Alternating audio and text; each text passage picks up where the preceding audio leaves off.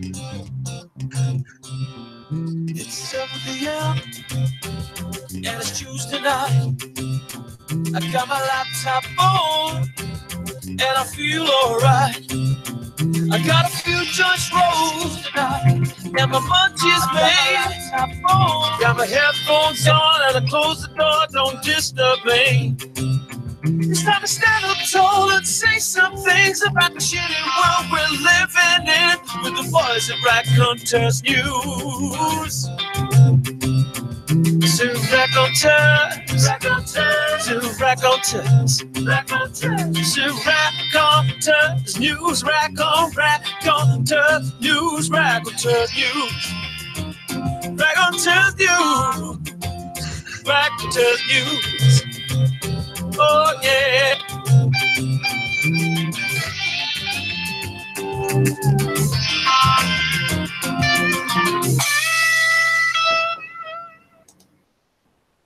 And good evening. Welcome to Raconteurs News, Tuesday edition, with me, Jason Holmes. I'm joined by Paul Webster and Andy Young as usual. And I'd like just to start off the show, just to clear up something. My favourite coloured UFO is green. That's green. So I'm glad that's been cleared up. We've got a great show lined up for you tonight. We're having one or two technical problems at the moment, but we are just trying to get our guest sorted out in the Google Hangout. So very, very shortly we will be joined by our guest, and well, he's going to be chatting to us. What about Paul Webster? You tell us what can we look forward to tonight? Well, hopefully, if we sort these technical hitches out, we'll be looking forward to talking to Gareth Icke, find out about what it's been like growing up in the, not so much himself in the spotlight, but obviously his father and things like that. But just how now he expresses it through his music and how he is as a man. At the end of the day, he is a man just like we all are. He sees the problems and issues that we've got in the world. He's got opinions on it. And, at the end of the day, those are the people that we want on the show. We want people who have actually not only got an opinion on something, but got a bit of substance, not just come on and say, so let's talk about something. We've tried those guests. They don't work out, Jason. No, not very often, do they? No. Oh, yes. It'd be interesting to talk to him about that. Obviously, if he's willing to talk about these things, then to talk about what it was like when he was growing up. And again, I don't know how much his upbringing and not particularly his upbringing, because I know his upbringing was completely different, but the way that he found the world around him. Would it be like you see some celebrities' children and they go off the rails and they do things, and I think they probably do things in different, but we're talking a completely different kind of celebrity here, aren't we? Yeah. And so it'd be interesting to see if there's any comparisons. Well, that's why I thought he'd bring a really good perspective to it, because as his dad said, he's seen both sides of the fence as being and when I think back to David Icke, I remember him as just a BBC Two snooker presenter. That's how I remember David Icke. And then the next thing, he's exploded all over papers and everything, and everybody's ridiculing him. And back in those days, you couldn't get hold of this kind of information unless you actually went out and sought it.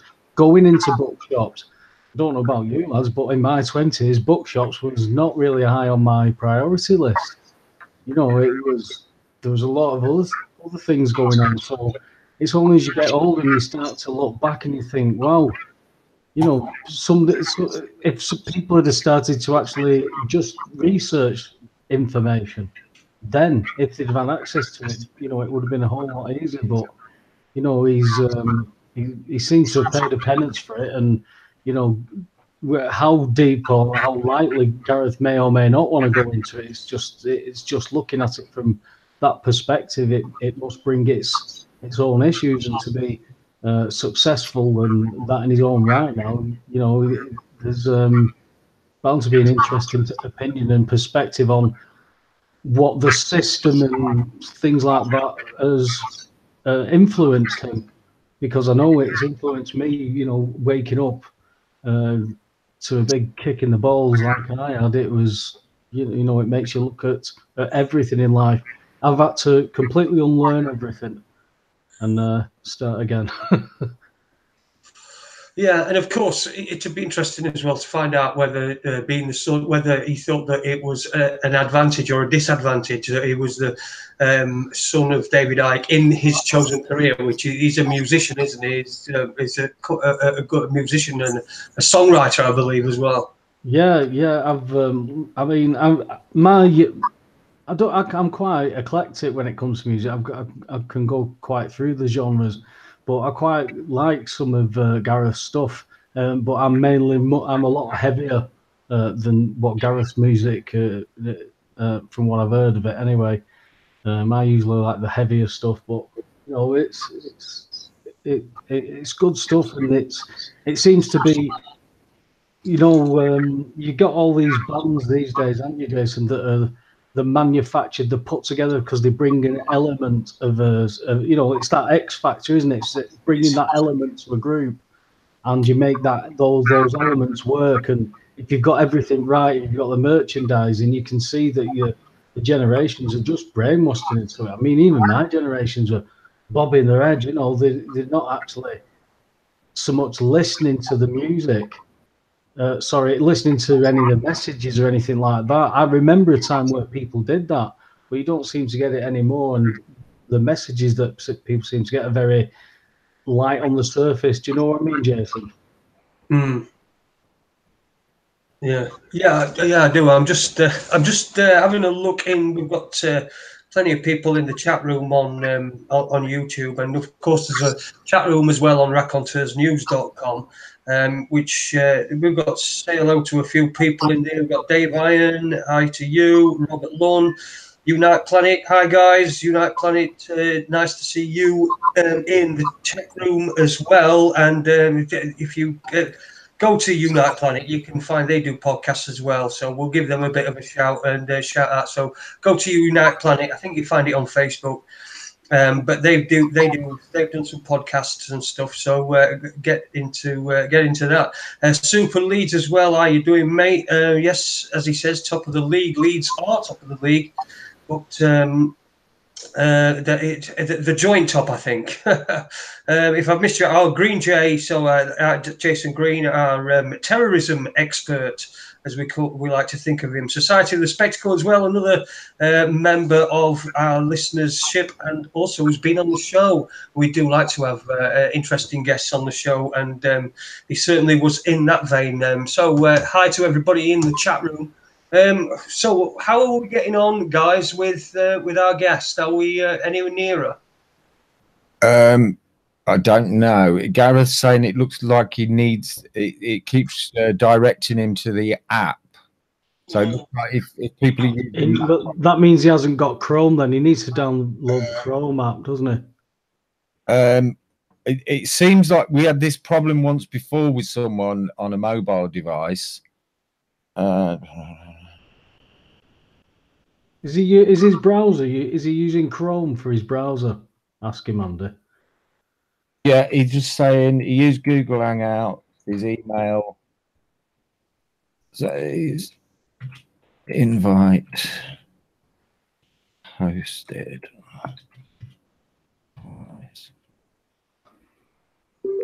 Have you noticed, Jason, that Roseanne Barr's decided that she's leaving the US?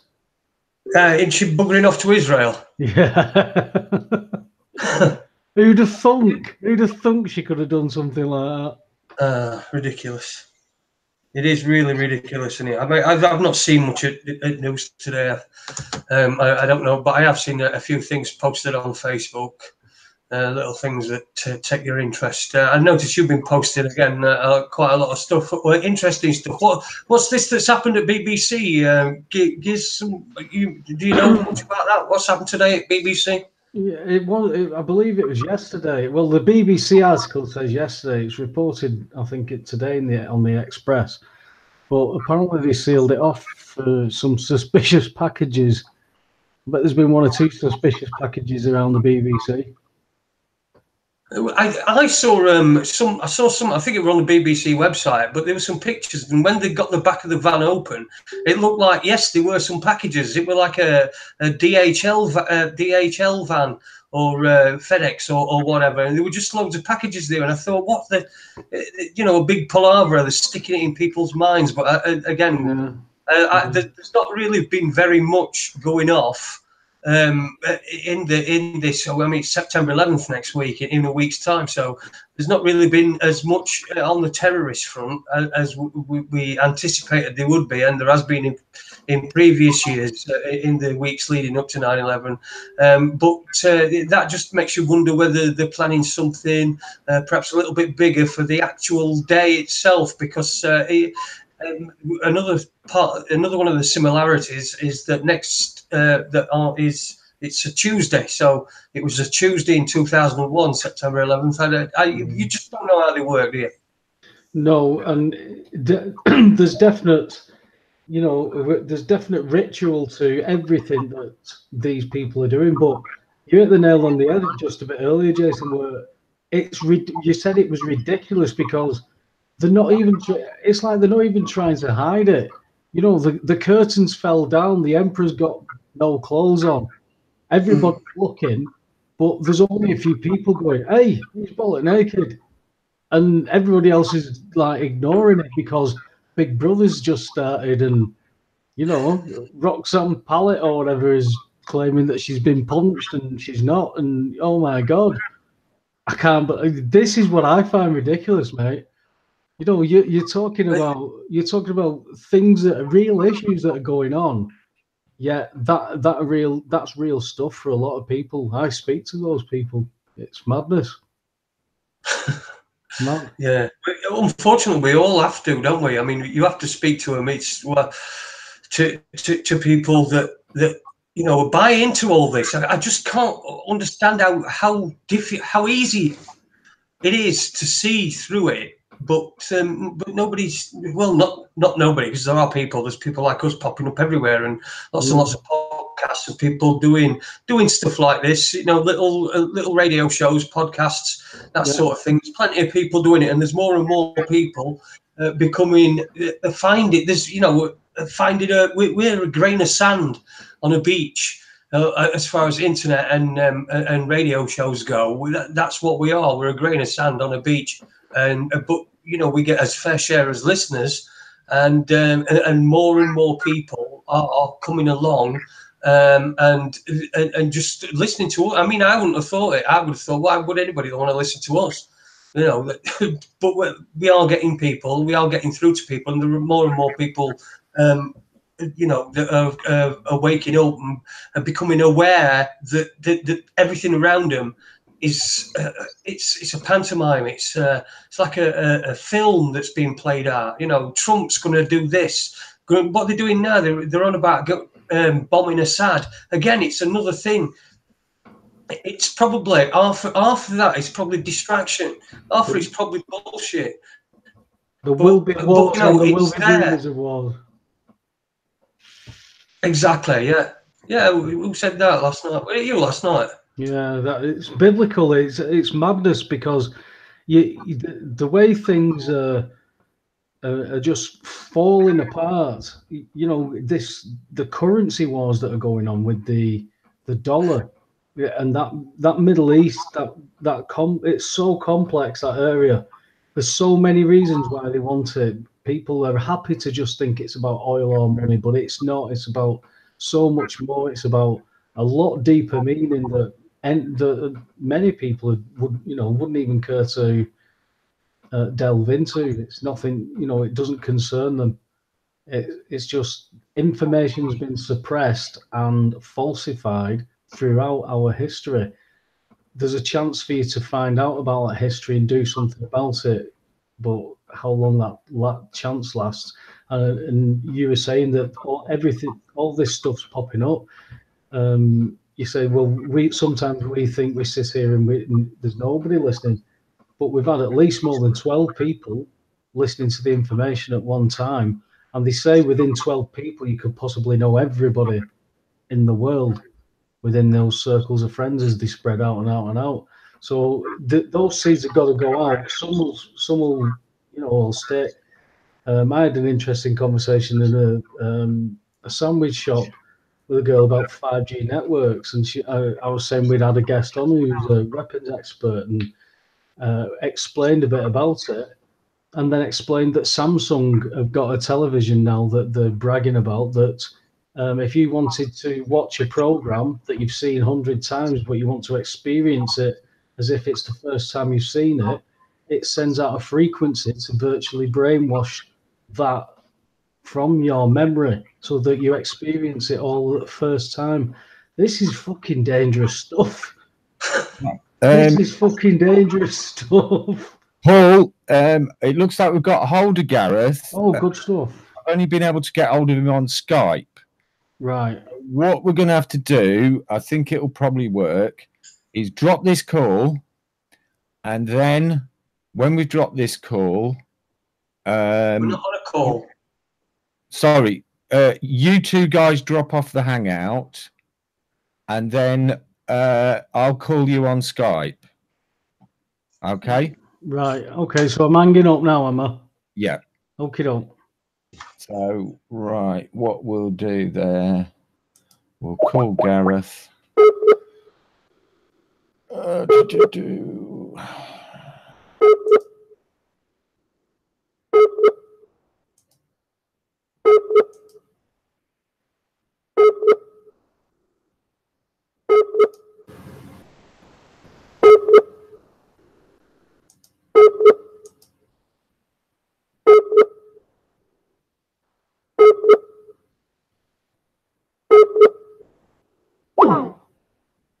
Right, Gareth's not showing us online. Oh dear, this is not looking good. Right, we're trying to get Gareth online. I'll add the other two guys into the call. Right. Can't add people into the call. Huh?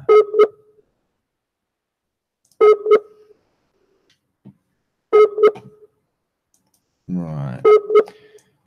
Oh, this is most entertaining live radio, folks. Right, what we'll do, we'll call the other two guys and then see what's happened. Right, Jason, and then we'll add Webby.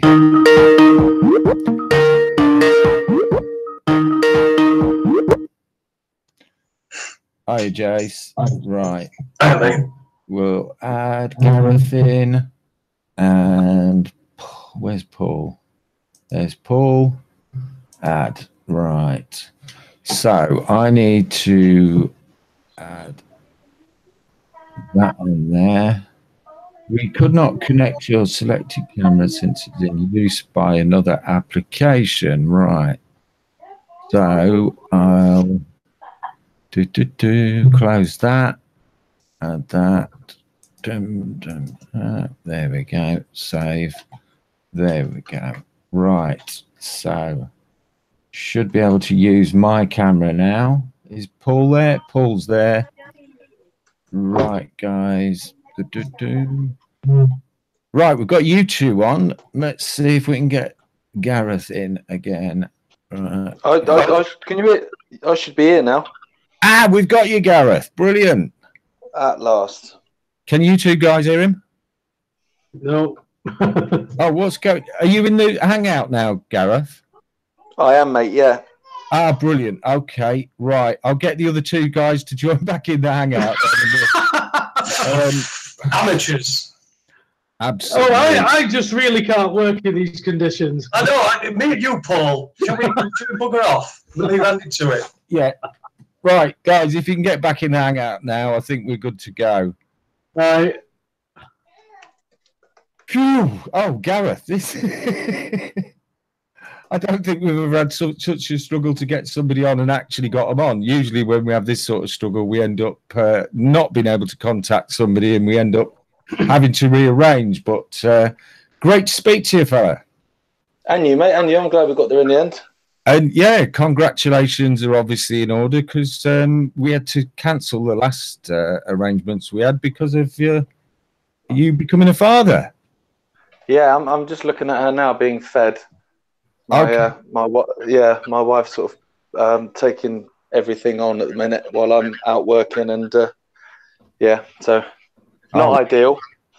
Astonishing. But, We are actually going out live on YouTube, so I don't know if you're able to switch your camera on, Gareth, at all. I can. If I can work it out, mate. I look a bit of a state, but we all obviously you can't see your screen. There you go. Right, I'm on now, mate. Nice one, Paul. Yeah, I'll go upstairs. Yeah, I've just got in from work, so it was a bit of a rush job. So I apologise for that. I was just kind of trying to get things to work, and it wasn't having it. So no, this but is there you go.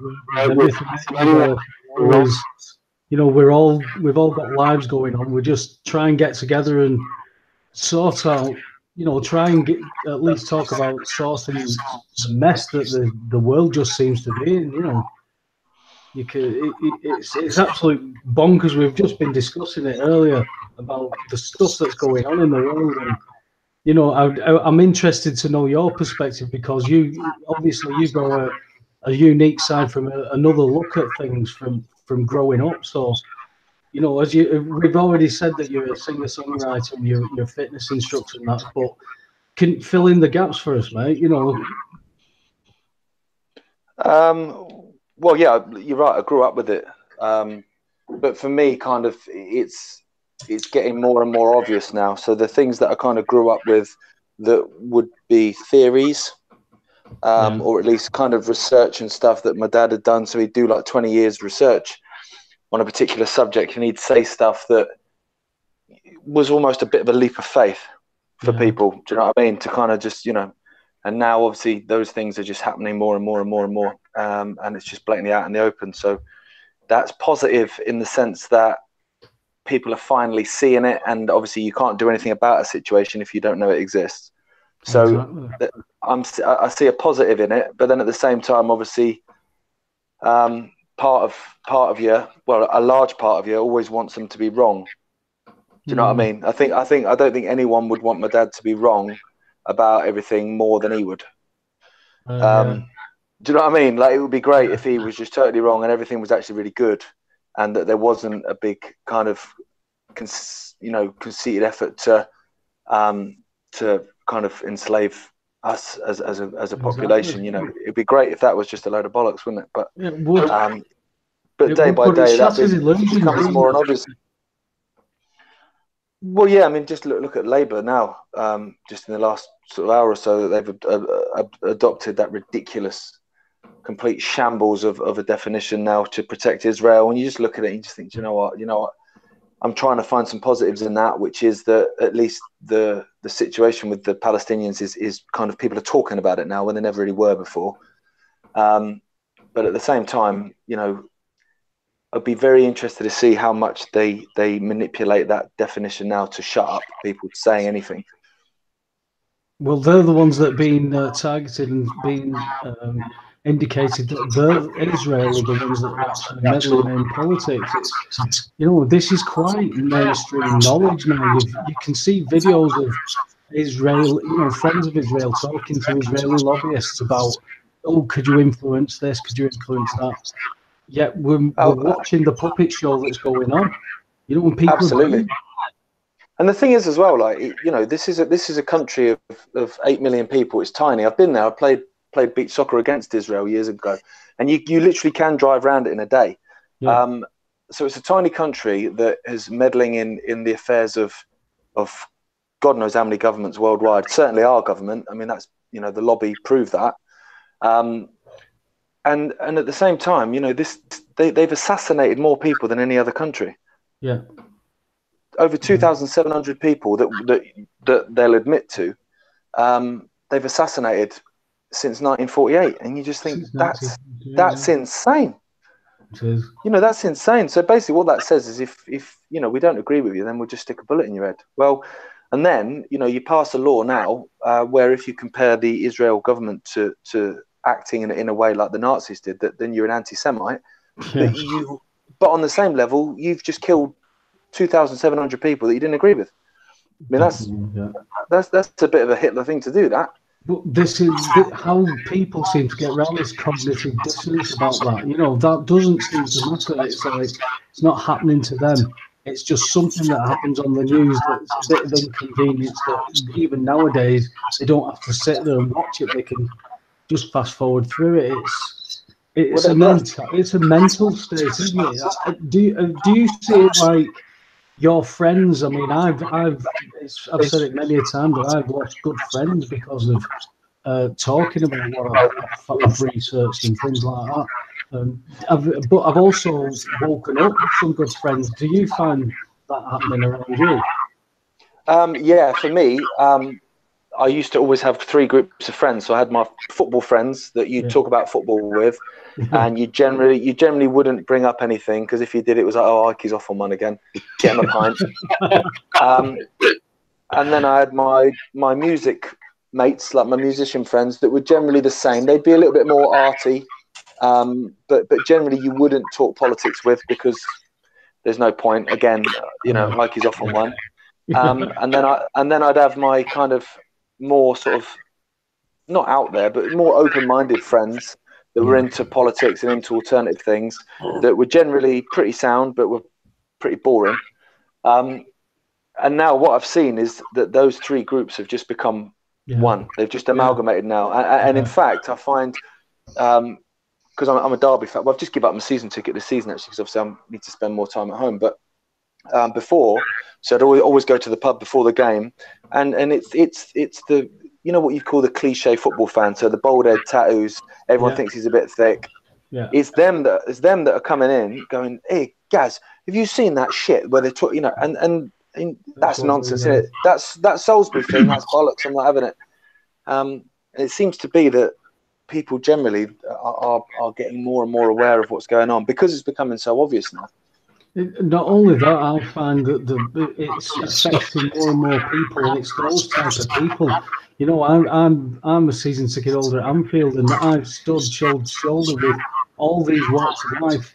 The jobs I do have all been public. I've worked with criminals and everything. These people are the ones who feel all that pressure, and they're the ones that have got to the point where, what the hell do I do? You know, they've got to research, and they've started to find out there is things that are being taken from them. They don't understand why. They don't understand how they're acting. None of us did, and it's a massive awakening, Gareth. You know, when I was studying the bills of exchange and bills and stuff, when I was 2:10 in the morning, I'm looking in the bathroom mirror and I'm going, your gas is free.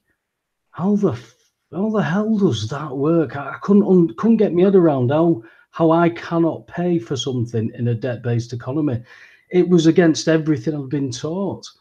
28 minutes, everybody. That's 28 minutes. The first mention of the bills of exchange. Thank you, Webby. Sorry about that, Gareth. Who wins the prize this week? I don't know who's won the prize, but I must declare an interest as well. Sheffield Wednesday over here, so right. Your situation reminds me of ours. You know, where you very nearly went up. You got to the playoff final, and then it all went a bit crap after that for a bit. And I wonder whether it's because getting to that playoff final raised the expectations of the fans a fair bit. And so you kind of look at it differently. And I think with us, with Derby, that was ours. You know, we were struggling under Clough, and we just kind of got on with it because we're used to losing. And then McLaren came along, took us to the playoff final, and now everyone wants to get promoted. And so it changes the outlook of it. That playoff final, you were robbed. It was QPR, weren't it? Last minute, extra time. The thing is, absolutely robbed. We could still be playing now, and we wouldn't have scored though. Well, at least you know. At least you were the better team, unlike the the terrible showing that we had in our playoff final. I mean, it went from that moment on. That's when the football changed. We were playing free-flowing football. We'd beaten Arsenal 3-0. You know, in the League Cup earlier on in the season, we were playing proper free-flowing football. Get to the playoff final, and he starts doing the old Portuguese.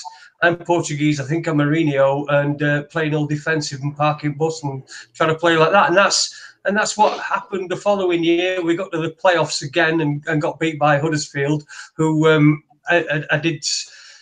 when they went up, I did get into a bit of an argument with an Huddersfield fan because I said Huddersfield are not going to be able to stop up in the Premier League by playing for penalties every week, but it seems that they did stop up last year. So and they played for penalties. So yeah, well, I think we probably get back off of football. And back to what people are really interested in listening to us to talking about. Just before, though, out of interest, did Steve McLaren adopt a Derby accent while he was there in his tenure?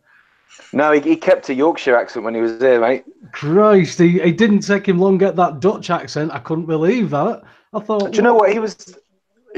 He changed when he was here, though, because when he first arrived, they did a fans meeting where you went to the pub and there was him, Paul Simpson, who I loved as a player, and another guy. I'm trying to remember his name. He's just John Vickers. He was involved with the club, and basically they took questions from fans. So a friend of mine said his problem with Clough was there never seemed to be a plan for each specific team. It was like, we're going to play this way, and if it works, it's good, and if it doesn't, we'll get beat 4-0, and so what, sort of thing. So he said, we're playing Watford in 2 days. What have you got planned? So basically, McLaren and Paul Simpson said, well, bang, bang, bang, bang, bang, bang, bang, bang, bang, reeled off 3 things. We beat them 3-2. All 3 goals were scored from the 3 things they pointed out as a weakness from Watford. And I was like, oh my God, that they nailed it.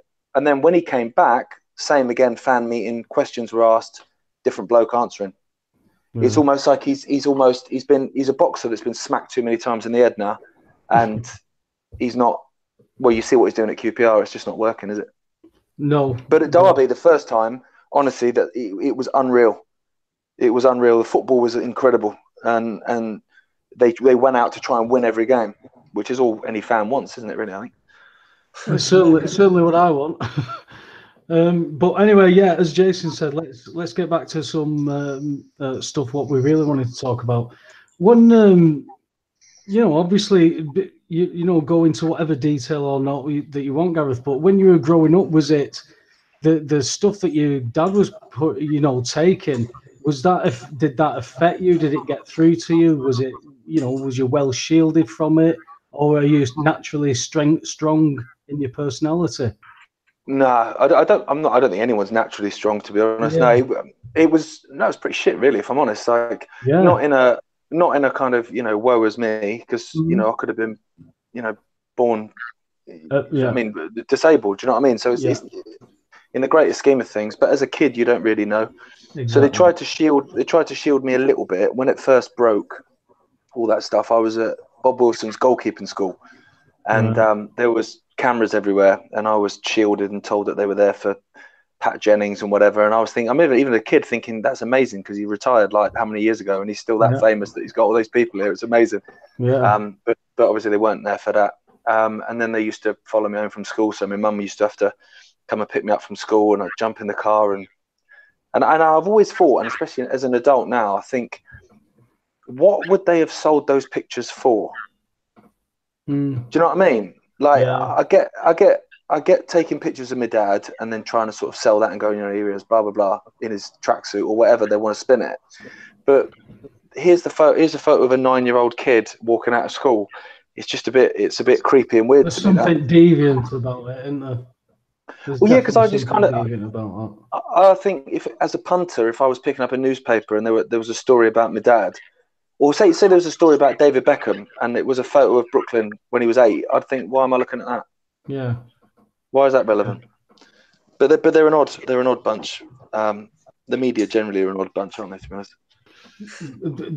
Well, we've been talking for a while about agendas that seem to be being pushed by medias, I've seen an article today where there's a photographer who's there's a campaign against her apparently now because she's been taking photographs of she's been using like 11-year-old girls, and they're being dressed as like street prostitutes and stood in provocative poses in street areas, and she's defending this as it's something that doesn't compute with me, Gareth. None of this stuff, this LGBT stuff, the agenda that's being pushed. I know lesbians and gays who are going, what the fuck are these idiots talking about? There's been an article again this week about calling a woman's genitalia a vagina is now genderizing a person. So they prefer that not to be done now, and they would like it to be referred to as a front hole. I don't know how more bonkers we could get in this reality. I thought it was the middle hole. Well, it depends on which angle you're coming from, I suppose. Well, yeah, I suppose, yeah. I was just thinking, have I been doing it wrong my whole life? No, well, at least you've got something to prove you've done it right once. Yeah. But yeah, no, that thing's everywhere, though, isn't it, at the minute? And I'll be honest, I don't get it. I'm liberal-minded, always have been, and I just kind of live and let live. Do what you like. For me, I couldn't care less. Yeah. The only time I have an issue is if something's forced upon me or upon anyone else, and then there's an issue. And I don't agree with drag queens reading stories to kids in libraries. And it's not a case of it's a guy dressed up as a woman reading a story. That, to be fair, that bit don't really bother me.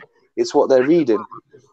Where they're getting kids to question their gender and stuff like that, and there's obviously an idea behind that, which I don't understand. Torturing them, aren't you? You're torturing children that wouldn't have that understanding. You can see the bemusement in the children's faces. Because it's a nonsense. And the thing is, it's like what they're trying to do is almost, if you've got quite boyish traits or quite boyish feelings, then you should probably question your gender. Well, no, maybe you're just a tomboy. My sister was a tomboy. She played football, and she's got 2 kids. And I was quite feminine when I was at school. I had long hair. I used to wear nail varnish and eyeliner and all that sort of gubbins. But I was never questioning whether I was a bloke or not. I was always a bloke. I was just a skinny fan of Kurt Cobain. But that's the thing that's being forced on people. And the other thing as well is this whole kind of gender thing, in that when you're born, you probably shouldn't gender the child. So like with my daughter, when as soon as she popped out, it was like, it's a girl. We shouldn't do that, apparently, so I'm told.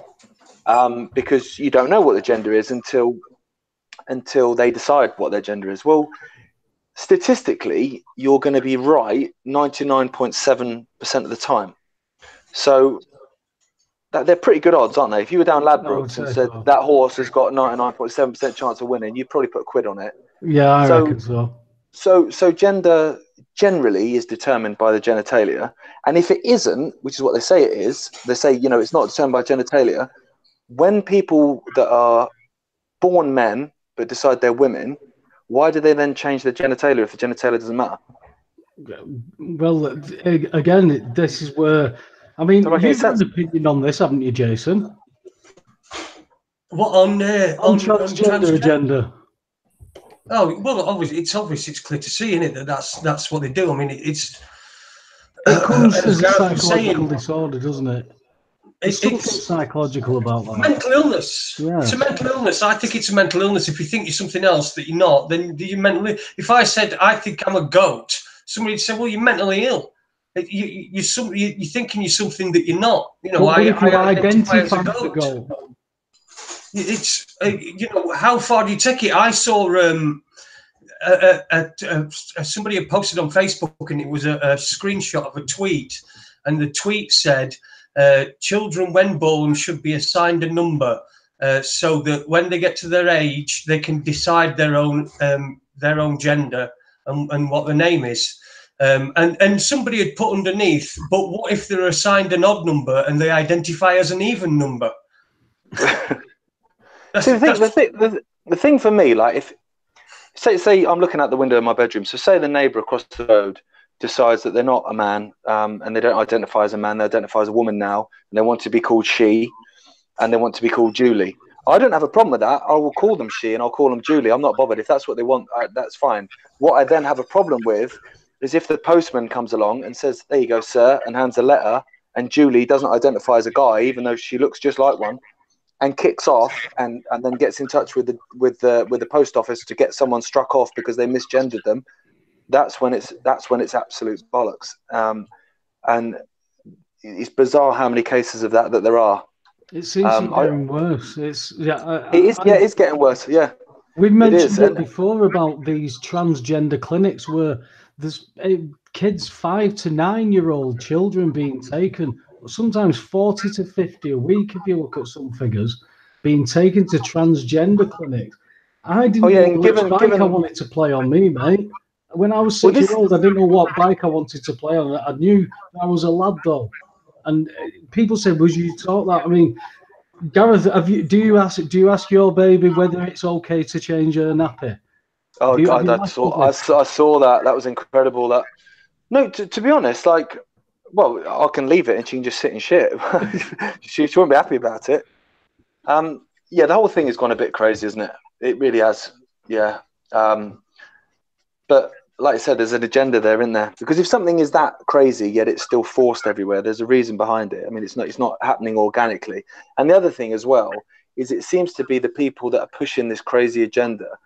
They've got the microphone, but when you go to the pub or when you have a chat like this or when you speak to people on social media or whatever, no one agrees with it. It seems to only be journalists with blue ticks that are pushing this kind of crap. General people are just like, that's absolute nonsense. But they do nothing. Those general people, those good people, do nothing, and that's all it takes for these people to keep running away with everything. Well, that's it. Yeah, but it also just takes the people who just go, "Nah, this is nonsense. I'm not doing it." Yeah. There's a lot to be said, and this might come from two things actually. It might come from the fact that obviously I took a lot of shit, so I've got to a point now where I'm really not bothered.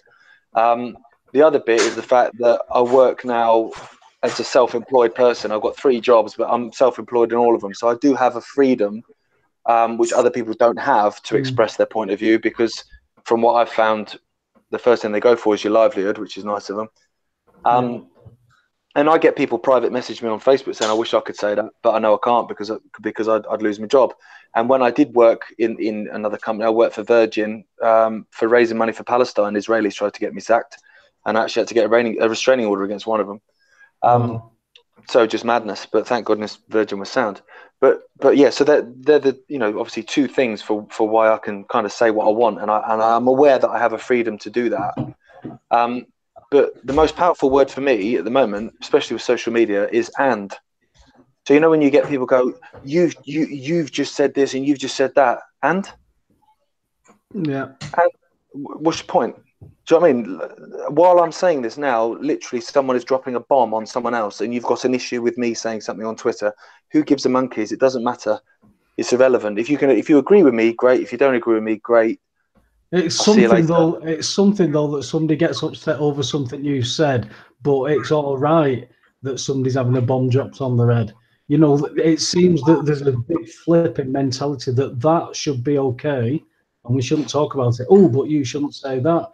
Now, you said about calling that the fella across the road, Julie, but that's fine if you're going to just placate him and oh yeah, I don't want to upset him if that's how he wants to be called. But if a law was being introduced to say you must, that's the taking the control of the language. That's dangerous. Absolutely, and I don't agree with that one single bit. I will call them Julie, but that's my choice. Yes. For me, with that situation, I think just be nice to each other. Do you know what I mean? I, at the same time, as much as it shouldn't be the law, I don't agree with someone standing at his door shouting "Dave" at him.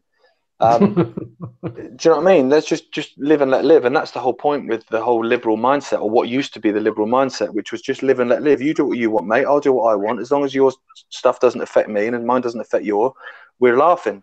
Well, I must apologise. I didn't even know Jason knew where you live to go and harass your neighbours in such a way. Do you know? Well, I think the BNP was born around here, if I'm honest. So it's a bonkers. Well, when you said you're involved in Virgin, I seem to remember you or I'm reading something that you said that why have you not signed up for any, like, you know, big record labels? Has nobody made any offers? Because you've obviously got the talent there and the voice. So have you not been, you know, has nobody tried to groom you in that way, or have you already been able to warm them off at, you know, at the past type thing? I think when your name's Icke, I think your card's marked. I mean, I had I was offered money. It was offered a hell of a lot of money as a marketing deal, but it was dependent on me losing the name and disassociating myself with my dad, which was never going to happen. So that was that. And to be honest with you, like, my whole attitude towards music, and certainly the music industry, changed at that point. I mean, I think I'd started to become sick of it anyway, because I'd seen it from the inside. Like, I was in a band for years. We used to do 6 weeks on, 2 weeks off. We did that for about 5 years of solid touring. And you see some crap in that time. You know, you meet managers that just talk bullshit, and you meet labels and scouts that come out, and radio DJs, and just people that it's just nonsense. And I began to sort of lose my will to do it to that level anyway. So I went solo on my Todd, and had a record recorded, and was offered 100 grand to release the record and get it, you know, get a radio plugger and get in magazines and all this kind of stuff. And that was what then came back to me, was, oh yeah, by the way, that money is there if you change your name. And I thought at first, naively, that it's because it's a weird name. Do you know what I mean? So obviously, when I used to play beach soccer, like, played all over the world, and I've been called, well, basically every name but Ike. Icke, normally. I normally hear Icke a lot. Icke. In Israel was the best one. It was Gareth Icke. I quite like Icke. I don't know where that came from. But so I thought that's what it was. Because if you're going to try and market someone, you want it globally appealing, don't you? Yeah. People got to be able to say it. They've got to be able to spell it. So I thought that's what it was. So I was like, well, I'll tell you what, I'll go with like a band name then. You know, like Aqualung, it's like one guy, but Badly Drawn Boy, it's just one guy. So I'll go with a band name. That's fine, you know. So it's like Gareth Icke is obviously, he's in this blah blah. No, that's not what we mean. What we mean is, you know, basically almost publicly distance yourself. And I was like, I ain't gonna do that. Disown your father for 100 grand. I know. And what's funny as well, and you know, you obviously everything that happened later, but my manager at the time was like, I've arranged a meeting with Max Clifford. So I laughed. I was like, well, why the hell have you done that? And he was like, because basically he is the guru of what will be acceptable and what won't be. So if we go and meet Max Clifford, basically, if he says you have to change your name, we're going to have a think about what we do. If he says you don't have to change your name, then we know that there's a way to do stuff. So I was like, okay, fine. So I went and met him. And he basically just asked me if I had any skeletons in the closet, and I was like, no, why? He asked you that? Yeah. And I said no, and I said, why? And he said, because obviously if I need to get rid of them, I can. I was like, all right. And then he basically said, what's the deal with you being linked with women? And I said, what do you mean? And he said, well, obviously what I can do is get you to be seen and photographed coming out of the Ivy with someone, and then obviously then that can get you some publicity, and then what I'll do is I can then get that newspaper an exclusive with another one of my clients. It's all just absolute bullshit. And I was just there going, my God, you just live in a different world where nothing's real. And but the crux of it was, at the end of it, was we told him about this money that had been offered by Icebreaker, and then, you know, was then rescinded. And he asked one question. He said, do you like your dad? And I went, yeah, I do. And he went, don't change your name then. And I thought, well, I have a bit of respect for you for that. And then obviously then what happened, and now he's dead. But yeah, a surreal world, which was another reason, not only the money not coming in, but another reason for me to not want any part of that world. You know, where it is just like, as Carl Pilkington said, it's just dung beetles just pushing shit around. And that's basically what it is. Very cutthroat, isn't it? It's very cutthroat at that level. Yeah, and there's just no substance to any of it. It's all just lies. Yeah, it's all fake. Yeah. And so now I just do art projects in and around Derbyshire for the Arts Council, and, you know, play guitar with kids and stuff like that. And that's fine by me. I love it. It's good that you've been able to come out. Like you said, it's a tough upbringing for a kid to start to get an understanding about all these press photographers. You know, you get to see an inside of what celebrities are exactly like, and You know, it's a totally different world, and what we're presented with and what people end up believing. You know, Oh, totally. people working a 40, 50-hour week are trying to get sound bites from shit rags, you know, of newspapers. And as you said, it's something about your dad, and there's a picture of you. If that would have just been weird, people would have just skimmed over it. So in other words, they would have been skimming over anything that your dad would have been trying to present as credible. Yeah. The thing is, some people with celebrity, they do want it, like they desire it. It's what they want. And, you know, good luck to them if that's what they want. They want to go in the Big Brother house and pretend to be hit by a bloke and do whatever bollocks they want to do. But for me as a kid, obviously it was thrust upon me, and I don't want any part of it. And I have no desire for that at all. Which sounds funny as someone that then was a footballer and then became a musician. But I think because I'm 36 now, I think I'm sort of trying to work out my way in the world. I'd like you were saying about what you didn't know when you were a kid. I don't know what I want to do in my life now. I'm 36. I've got a clue. So I think I'm at an age now where I'm probably analysing the past 36 years. And I think a lot of, you know, being on stages and being on football pitches and stuff was probably more about just trying to create my own identity rather than just being, oh, that's David's son. Yeah, I was going to say, go on, Jason. Go on, Jason. I was going to say, you were quite fortunate because you had the upbringing that you had, and obviously the experience of the media that you had. Now, what you were saying about the musician stuff sort of resonated with me. You know, the music that you make. It's like we've got Raconteurs News has got a resident. He makes music and he's a singer and he's a songwriter, and he's made numerous songs. Heath Dweth, he's my best mate, and he's immensely talented. And once you've seen inside what actually I had a let's just say a brush with David Beckham back in 2004, which landed me in newspapers and all this stuff. And Max Clifford, I had a conversation with Max Clifford all about that time, and so I got a glimpse into what the media was and how it was, and it was such an eye-opener, and it was what woke me up to all the other stuff that's going on. This is, you know, I saw, once you get that glimpse inside, you're either the type of person that will do anything to achieve what you know, the goals that you've set for yourself, however selfish or you know, however self-indulgent they are. But you know, once you've seen that, you're either that person or you're the person who says, I don't want anything to do with that. And my mate Heath, I always knew that he'd never be famous or anything, because you know, he wouldn't be able to hack it, you know, with that sort of people. You do get a few that get through the cracks, that generally I think just get there on sheer talent, a little bit of luck for being in the right place at the right time, and they're probably quite nice people. But generally, people that get to the top of industries like that, you know, you have to be willing to forget any morals you have and step on anyone that you can step on to get there. And like you said, yeah, you're either that person or you're not.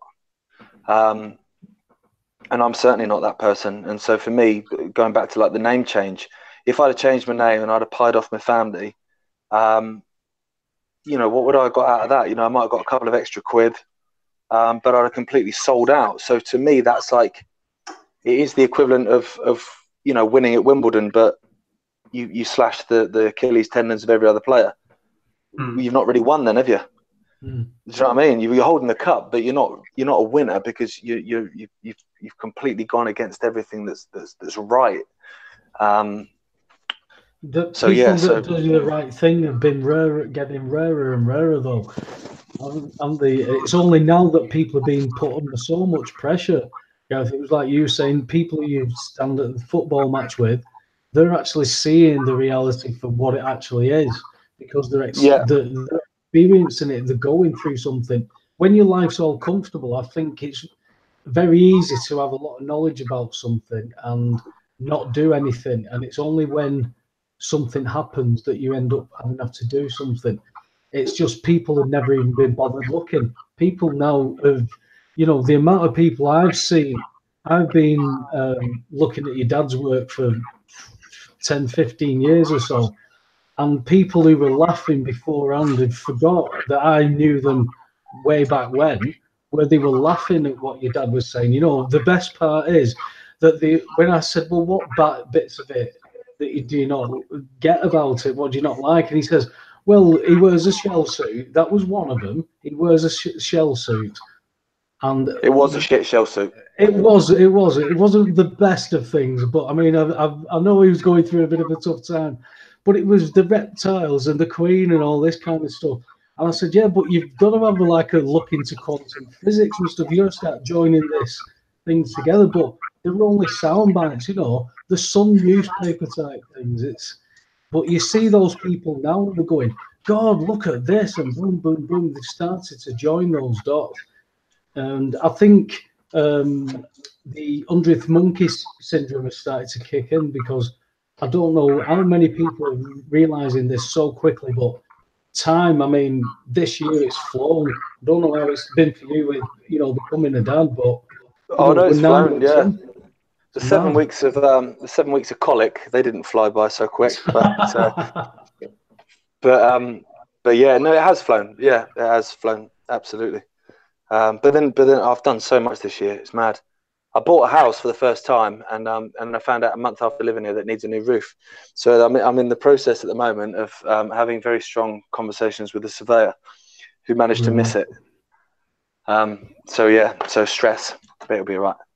See, this is what I'm saying. People who have, you know, come from like you, people might not say, or you may not say, it's a celebrity type background, but everybody's on this level playing with all this. Everybody's struggling with paying bills and trying to keep roofs above their heads. And the game's tilted. Yeah. The game's tilted, and people are seeing it. And you express it. You've no qualms about expressing it, because you've got that freedom. And that's what we've got to be looking at. When people who I know said, "Oh, we've got to stay in Europe," you know, the fact we're not going to get out of Europe because we want it is one thing. But staying in Europe took that right away. You would, if it was made in legislation, Gareth, you would not be able to have that freedom to say that. That's madness. No. Yeah, that whole thing. The day after the Brexit vote, I punched the air a fair bit, because I sticking my finger up at a few of my mates that voted Remain, but but the other part was that I then said that we won't leave. Do you know what I mean? It's a hollow celebration. It's almost like when Derby score and go 1-0 up away to Man United. You know you're going to get beat 4-1, but you still celebrate that. You still celebrate the goal, don't you? Well, you've got to have hope, mate. Exactly. So when we voted out, that was Derby going 1-0 up against Man United. I was well aware that we're never going to leave, and I still stand by that. I don't think we'll leave. I don't think it'll happen. They can't do it. Everything's been given away over the years. It's just all hidden in legislation. But it would mean people rising up and realizing what kind of power they have, realizing the kind of trust that they have, how they can act about this. And they've got to come together and that awareness themselves, getting people to even look at that. You know, when I told people that they didn't have to pay for the gas bill because they can't pay for it, they attacked me and called me names rather than go and research it or tell me that I was a thief, when I was saying, no, you don't understand how this works. They send you something that you've got to sign. That's it. That's how this works. Otherwise, you can't pay off this debt. Couldn't get it. But somebody comes along and says, I'm taking your phone off you. They'll fight tooth and nail. But a company comes along, they're pulling the pants down. You know, that's the mentality we're up against. Yeah, absolutely. Yeah. But we're taught that from birth, though, aren't we? To fear authority. You know, a lot of people fear their parents, and then you fear the teachers, and then you fear the lecturers, and then you fear your boss, and then you die. Yeah. Or then you fear the wife, and then you die. I'll try to get it in the right order. No, I think that's just the one fear you should have, mate. Yeah. No, I know what you mean. I'm fearing it now because it's 8, so I should run down and go and do my father duties, because I'm out all day, you see. So she's got the little one all day, and then I come home and I'm chatting to you scallywags. So I should probably go and give her a cuddle. Pal. I'm grateful for. I'm really sorry about trying to get on. Like, I'd love to do this again and do it properly when I'm not struggling for the first like 15 minutes trying to get on. Yeah, well, when you ever is best for you, just look for a Monday, Tuesday, and just get in touch with one of us, and we'll sort it out again. But I'm grateful for you giving up some time. No, honestly, mate, it'd be nice to definitely do it properly. I'll be up for that because I've actually enjoyed chatting. Wonderful, brilliant, Gareth. Wicked. All right. Best of luck to Derby this season, but not too much. Guys. No, I've got a bit of a soft spot for Sheffield Wednesday actually. So good luck to you guys too. Take it easy. Yeah, take it easy, guys. Thank you very much. Guys. Bye. Cheers, bro. There you go. That's Gareth Icke joining us here on Raconteurs News, the Webby and Gareth show. I think you've got a bit of a double act going there, kiddo. Oh, sorry. Let me get rid of Watson. Chuffing dog. Anyway, it's we've got a couple of people have commented. Desmond Smith.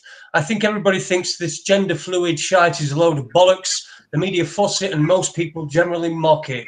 I don't think it's being widely accepted. Yeah, well, that's probably true. And Keith M1, he's an AFC Bournemouth fan, he tells us. And if AFC Bournemouth can make it to the top of the league, anyone can. I'm from Bournemouth. Gareth's a very level-headed guy, like his old man. Great show, guys. Thanks to one for that one. Yeah, he is a very level-headed guy, and we'll probably have a bit of a chat about him after the break. We're just going to have a little comfort break, a music break. How long we got, Andy? I've got a couple of Gareth's tunes lined up. The two of them will be about 8.5 minutes, but the first one's 4.5. Up to you. Do you want a long break or a short break? Up to you, Webber. Long break or short break? I'm fine, me, Jason. How are you? How do you feel? Let's just do a short break then. All right, mate. Okay, doke.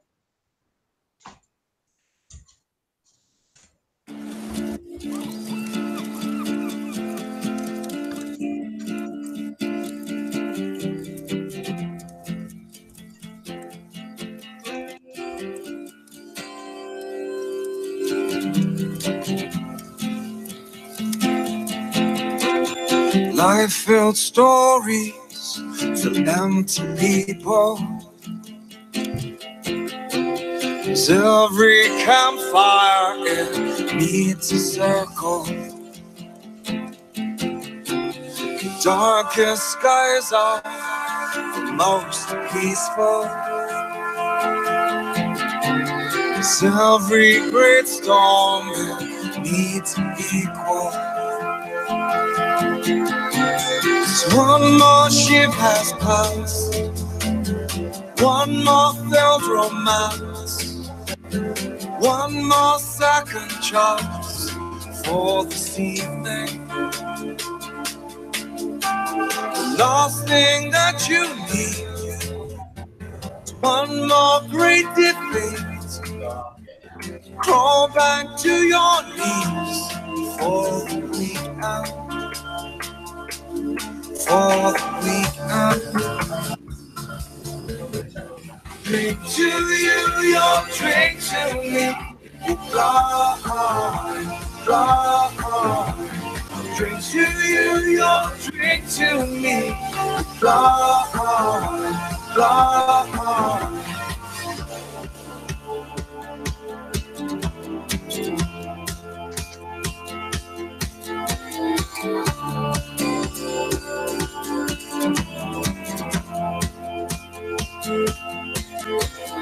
Angry writer, in need of healing.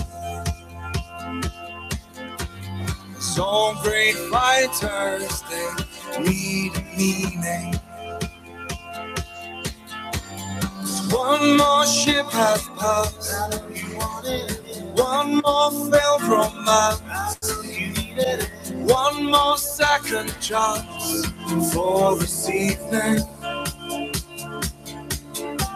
The last thing that you need, you said you wanted, is one more great defeat. You said you needed, crawl back to your knees for the weekend. For the weekend. your drink to me. Blind, blind. Drink to you, your drink to me. Blind, blind.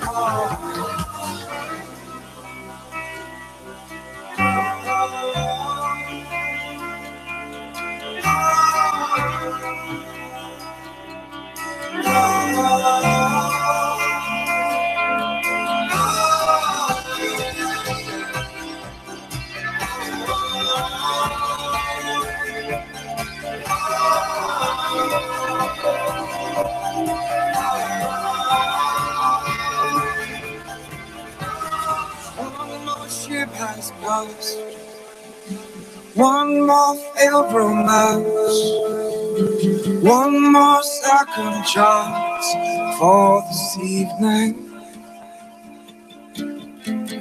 Last thing that you need, you said you wanted, is one more great defeat. You said you needed to crawl back to your knees for the weekend. For the weekend. Drink to you, your drink to me. Blind, blind. Drink to you, your drink to me. Blind, blind. Welcome back to Raconteurs News. I don't know why I say and welcome back to Raconteurs News, because it's like I've said summer and then I'm saying and welcome back to Raconteurs News. But anyway, that's what I said, and I seem to say it all the time. I'm trying to cut these things out. I know they're irritating everybody. But anyway, welcome back to everybody who's joined us this evening, all the people in the chat room. I've just managed to get the YouTube chat up on my computer, so we're not having to do the Spreaker thing tonight, as well as probably freed that little bit of extra concentration up for me. So I've been able to sort out the YouTube. So hi to everybody who's in the chat room. We're going to have we've just started. It's Paul Webster and Andy Young are with me. Andy's just about to tell us what the name of that song was and who it was by in his best DJ voice. Oh, well, I don't do a DJ voice, man. It was the very same Gareth Icke, and the title of the song was Campfire. So I quite enjoyed that. Popping away to that, yeah. Nice. Potts has mentioned in the chat room a great video that he shared. He shared with us in the chat room last week, I think it was, about smart meters. Now, I'm damned if I can remember the name of it. I'm hoping he'll post it in so I can repeat that. But I watched that documentary and shared it all around on social media because I thought it was a bloody good documentary. And it's not kind of all fear-mongering, oh, you know, your house is going to catch fire, all that. Yes, all the risks are in there, but it also tells you what you can do about it and steps you can take to make the authorities accountable and to redress the balance there. So I thought that was a great one.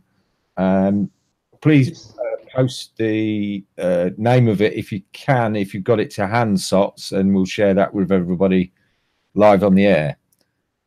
Are you two getting harassed for smart meters at the moment? I've seen some areas that people are starting to get mithered a little bit, you know, to having smart meters. I'm getting texts and stuff like that. Am I interested?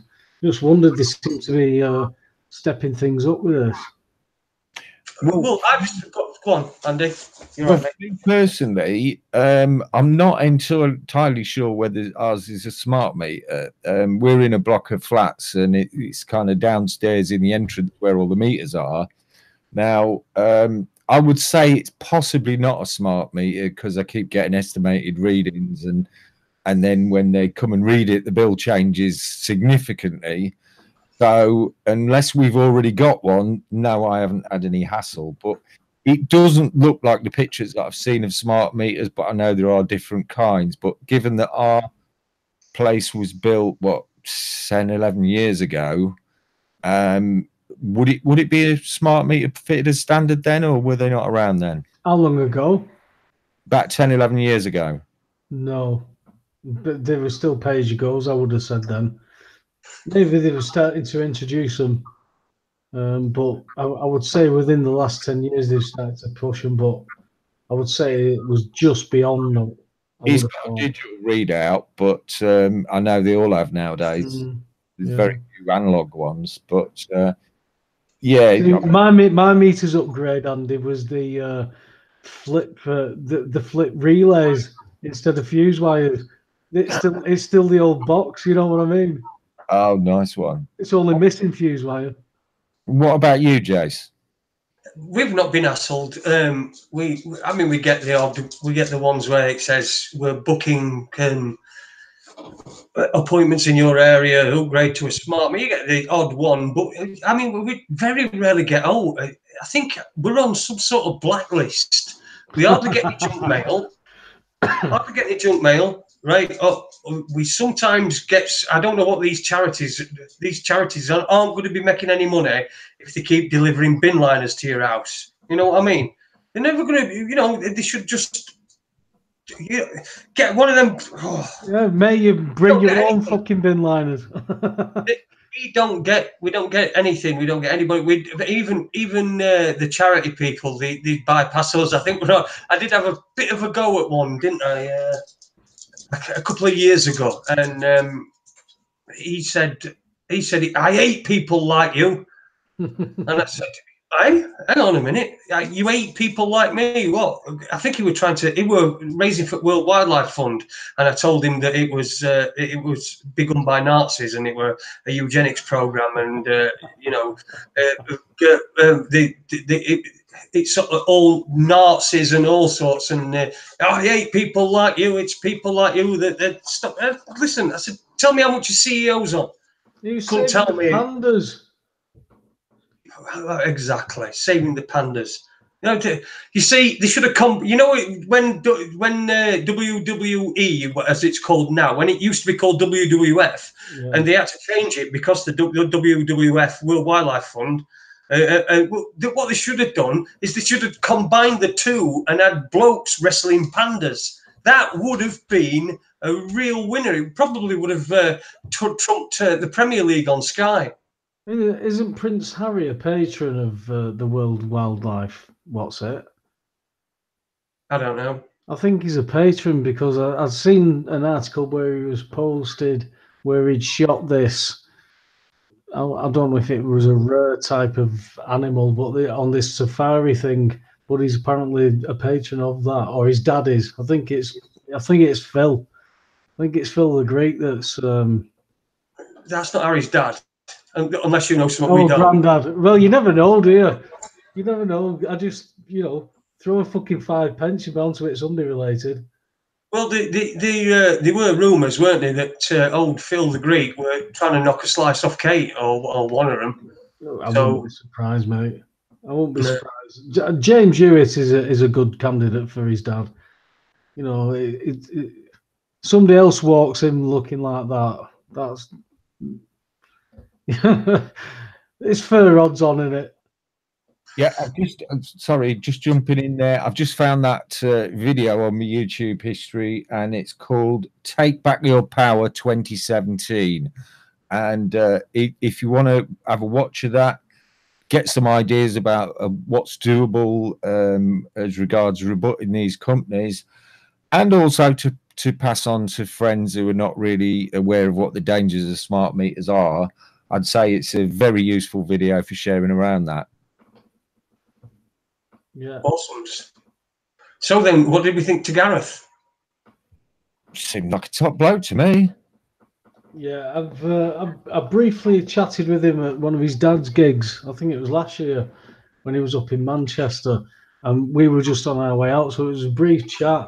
And I just said about him having a chat with him sometime. So when this started, I just contacted him, and he said, "Yeah, no problem." But he's away a lot. He's touring, and he was cramming a lot in. And then when it was set up, the baby was due, and everything just came to, there's no point if we've had the technical issues, and then he's there holding a baby with a gown on and everything.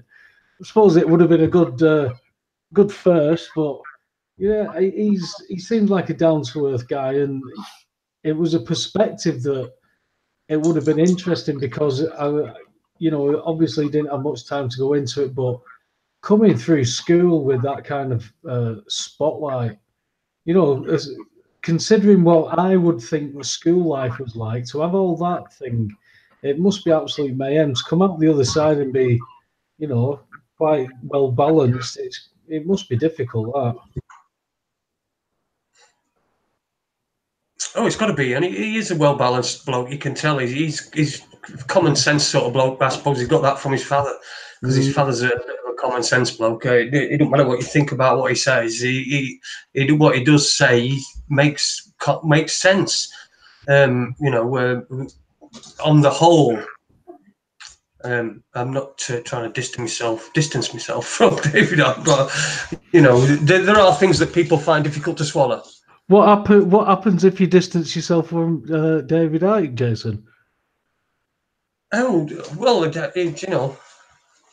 won't be my dad anymore. Has anything happened to anybody who's ever distanced themselves from David? I've no Anybody idea, who mate. you might know?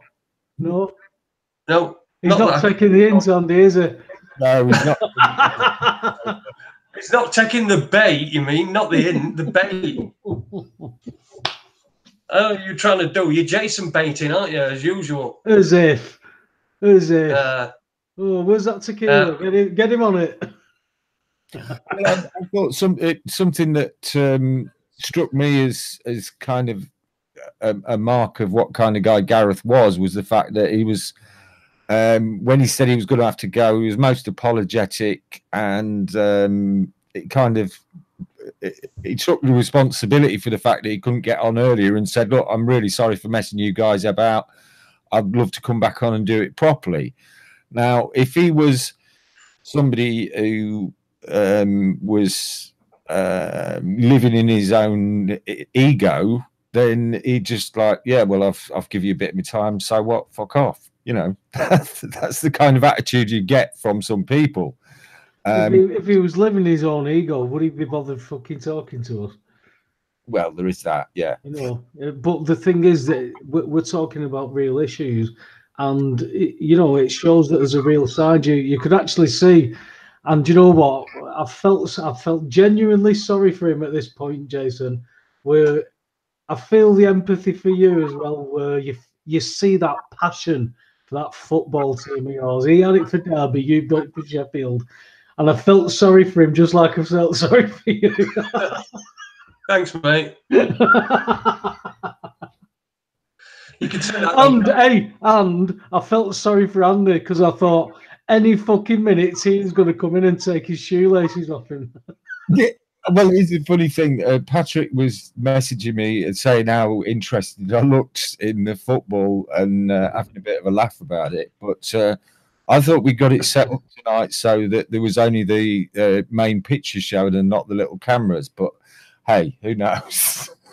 Maybe Patrick was just imagining how bored I looked. But that's everybody knows. Anybody who listens to this regularly, no, football's not my thing. But I realised some people are passionate about it, and it's going to come up from time to time. So as long as they don't try talking to me about it, it's fine.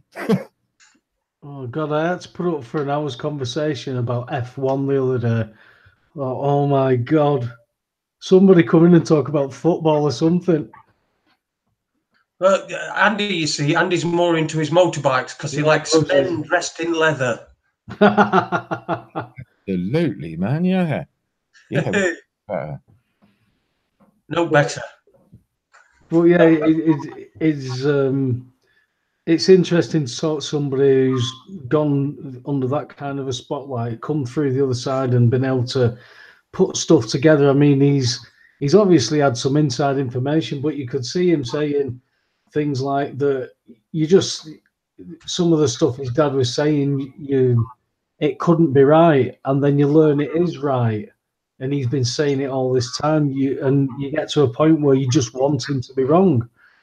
And the thing is, as he always says, he's nothing special other than he's gone and done the work. He's gone and read, and he's joined dots. He's put stuff together and then put it out there. I think that's just what you do when you gather information, and what we do by putting it out there in whatever format we can.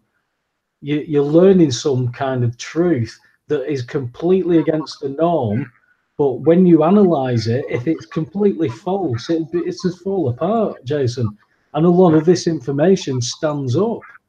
And he's grown up with all that starting to come not true type thing, because, you know, I think things have got to expand a little bit further, but all he's done is read what they wanted to do.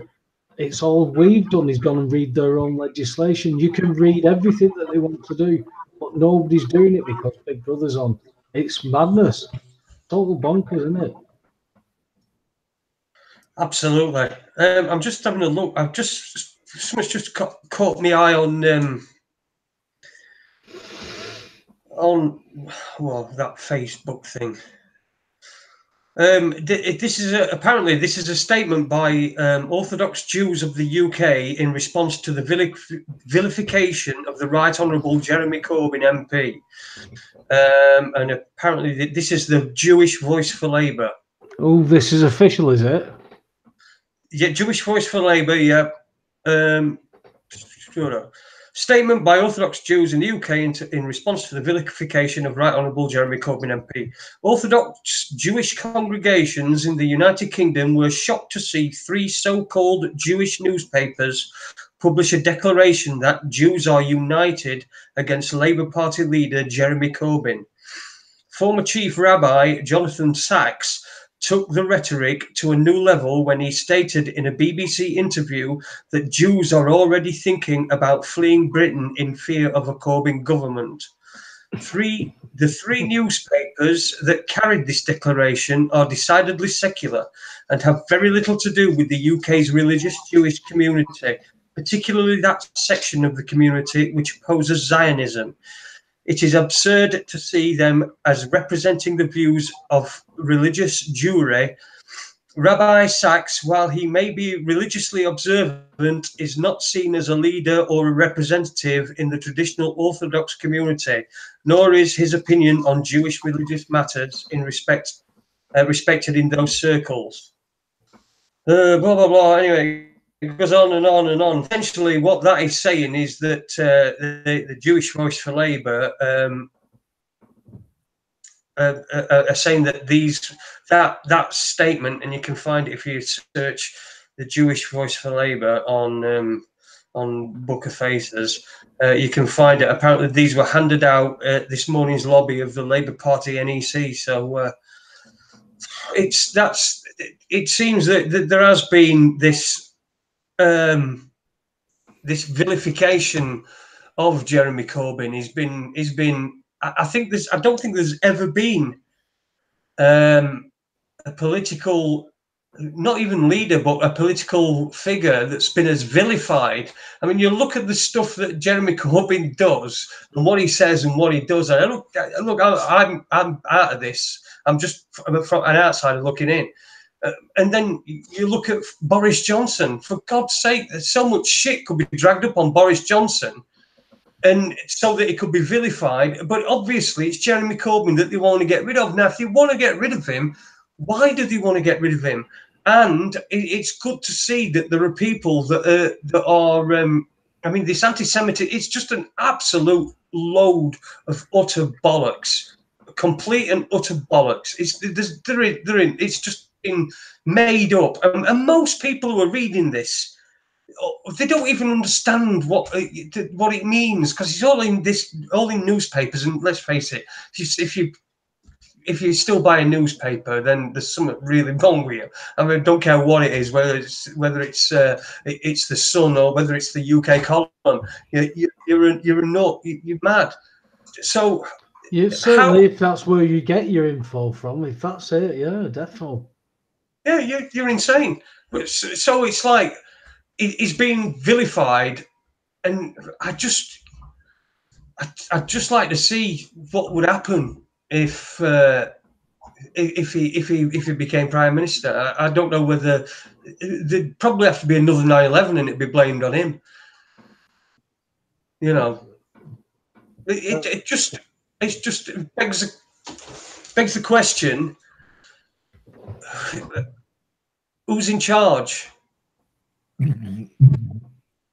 Yeah, I think we all know it's Crown Corporation of the City of London that seems to be running the show, and, along with their henchmen, the intelligence services. Yeah. And if you're listening to GCHQ, get a proper job because you'll be out of work soon. Yeah, replaced by a robot. By the way, which transhumanism, we've talked about that before, and I've said it's not, you know, that I'd never, but I think I'm going to be a transhuman when I get my bionic leg.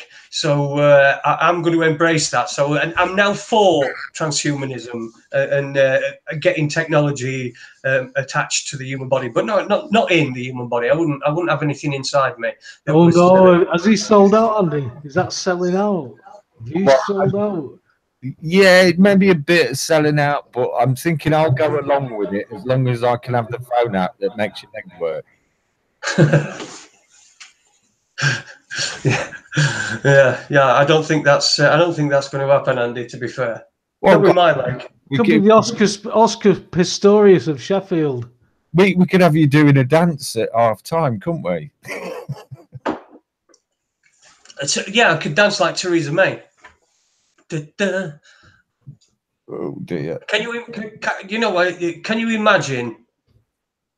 Just think how rhythmic the dancing is. Don't cringe-worthy that, mate. How bad a lay is she going to be? She's got no rhythm. She's got no text. She's as stiff as a board. Is she a 10-2 bird in Sheffield, mate? She's worse than that. She's like a 1 bird in Barnsley. See, that's a difference. If that's a Wigan bird, that's about 10-3 though. That one, taxi rank material. Yeah, yeah, because she wants a taxi and she didn't want to queue up, and you're up front at queue. Yeah, boom. Hey, I've known it happen. We'll leave it there. Yeah, I think we ought to leave it there because we don't want anything sexual on this show, especially when Aidy's smutty. Oh, please no. Aidy's the Raconteurs smutty man. Yeah. I don't like to think of the question, I wonder what Aidy's up to, because it conjures up all kinds of images that I can possibly not get rid of. Yes, yeah. If you asked Aidy what he was up to, he'd probably say right to the stem of the shaft. Oh my God, no! I've not had any contact from us yet, so that's thankfully. Well, I've had one message on Sunday, but I've not heard of since, and he's usually messaging me, but he's probably just losing a bit of weight before he starts getting in contact with people back home. He's up to his wellies. Madness, mate. Oh dear, where is this going? Where is this going? Where is the agenda going? Where are we going? What the hell is this all about? Where is this radio show going? It is Raconteurs News. You are listening to Raconteurs News. We're in our about half an hour left to go before we have to say au revoir, and you have to be denied our dulcet tones and our smut and various other things. Andy Young's with me, and so is Webby. We've just had a very interesting chat with Gareth Icke. He spoke candidly, I thought, about growing up, and he honestly is, I think. So if you've missed that, then you'll be able to get it on the podcast or on YouTube. I'm sure we'll be able to find it. Just search Raconteurs News on YouTube. You'll be able to find it on there. And so we had a few technical problems, didn't we, as usual, here at our end. So, yeah, we got there in the end.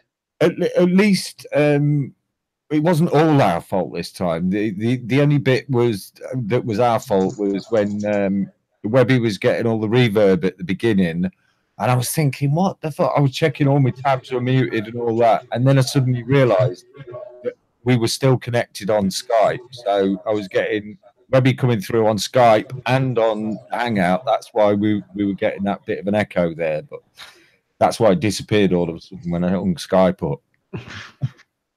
It wouldn't be us if we didn't have these technical issues live. No, I tell you what I'd like to just bring up. When you was talking about Corbyn there was something went through my head, and I thought, well, I'm not going to jump in and spoil your flow with it. But Jones brought it up in the chat room, and she says Corbyn allegedly did nothing and covered up paedophilia in Islington. They're all corporations and certainly not there for the good of the people. Yeah. I mean, when Corbyn first started his started to become the new Jesus, as he seems to have been for a long while. I mean, come on, for Christ's sake, his initials are JC. It's like watching the life of Brian in real life, isn't it? And what you're saying is JC. He's like Jesus Christ, and the Jews hate him. Is that what you're saying? It kind of says it all, doesn't it? And all they've got to do is nail him to a cross in front of Parliament, and it's job done, isn't it? God. But I mean, I did hear that criticism levelled at Corbyn when he first became so popular. But I suppose I was bound to hear it because at that time we were heavily into covering the subject of child abuse, and we had Mickey Summers on regularly and quite a few others. So it did come off quite often. So yeah, it's personally, I think even if you disregard that, look at his speech, the transcript of his speech that he made at the Fabian Society, it kind of gives away the fact that he ain't what a lot of people think he is. No, I agree. See, I know people who think that he's going to bring this change, he's going to make this difference, and it's voting for this politics, voting for something that's going to fix something that caused the problem. It's madness. Well, what really puzzles me about that is a lot of individuals that I see champion Corbyn as the new saviour is those individuals. A lot of them are kind of round about my age, so they're certainly old enough to remember Blair getting into power, and surely they must remember the euphoria when, oh, they got rid of the Tories, they got Blair in. Oh, remember, things can only get better from Deary. Yes, I do. And Professor Brian Cocksucker. Well, I think we need to be prepared for that all over again if Corbyn gets in, but that's my personal take on it. Well, you see, what my comments were from somebody looking in. I was just wondering why. What's the reason behind this? Is it like a double bluff, so that he's attacked and attacked and attacked, and then he still gets into power, and that but then he still continues with the agenda, because that's what it is. It's continuity of agenda. No matter what government you get in, the agenda remains the same. And there's all these silly arguments, and again, it's all bluster, it's all bollocks, isn't it? I mean, come on, for God's sake! The FT closed down 7 points at 46. I don't care. How much is a packet of crisps in pub when I get my pint? I'll watch budget. That's about as far as I go as win politics. That's all I'll go, and I'll see how much fags are going up by, and I'll go and see how much beer's going up by. Now, what's happening more and more is people are finding themselves in that situation where that's what they're doing. That's the only interest they take in politics, is how much, it's tax on cars going to go up, or fuel's going to go up, or, all these things. It's then when that becomes a problem for them, that's when they realise that something's wrong, but they're ill-equipped to be able to manage with that. And that's why you get a lot of people, end up homeless. or you know, it's through no fault of their own. It's just that they've been ill-equipped throughout their entire life. That when it does come to a situation where you need to have a bit of guile, you need to have a bit of nous, you need to survive, you need to have that survival instinct. I know I had it because I used to. Me and Neith were bumming around bloody Britain when we were like 17, and we were living on his wits. You know, but people have had that took out of them. So now you're getting more and more people that when things do get on top of them, they're so unable, they're so unarmed to be able to deal with it. You know, and they crumble. You understand what I mean? And it's not their fault.